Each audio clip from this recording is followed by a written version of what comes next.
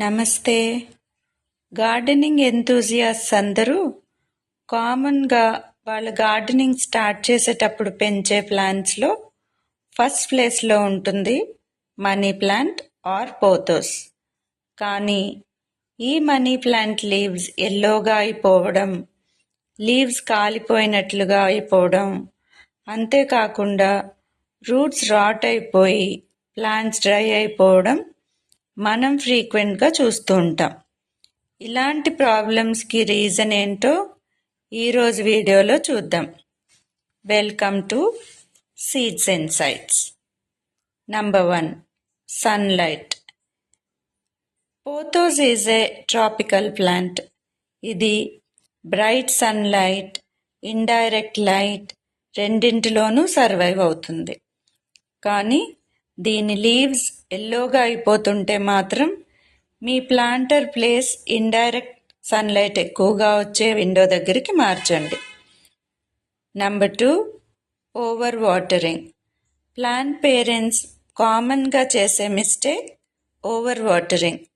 దీనివల్ల roots rot అవ్వడమే కాకుండా లీవ్స్ కూడా ఎల్లోగా అయిపోతాయి.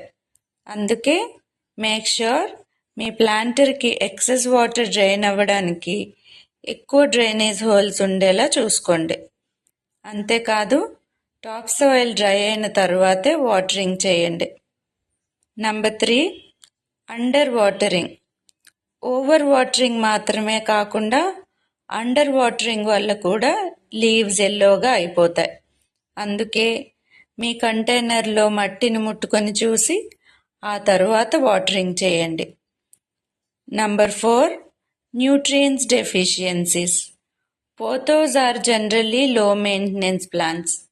కానీ వీటికి కూడా అప్పుడప్పుడు బనానా పీల్ వాటర్ లాంటి ఫర్టిలైజర్స్ ఇవ్వడం వల్ల లీవ్స్ గ్రీన్గా ఉండడమే కాకుండా గ్రోత్ కూడా బాగుంటుంది. Number 5, high temperature. టెంపరేచర్ ఎక్స్ట్రీమ్గా ఉన్నప్పుడు కూడా మీ ప్లాంట్ స్ట్రెస్లోకి వెళ్ళిపోతుంది. అందుకే వీటిని సెమీ షేడెడ్ ప్లేసెస్లో పెట్టుకుంటే లీవ్స్ ఎల్లోగా మారిపోకుండా ఉంటాయి. ఇంకా పెస్ట్ వల్ల, న్యాచురల్ ఏజింగ్ వల్ల కూడా లీవ్స్ ఎల్లోగా అయిపోతూ ఉంటాయి.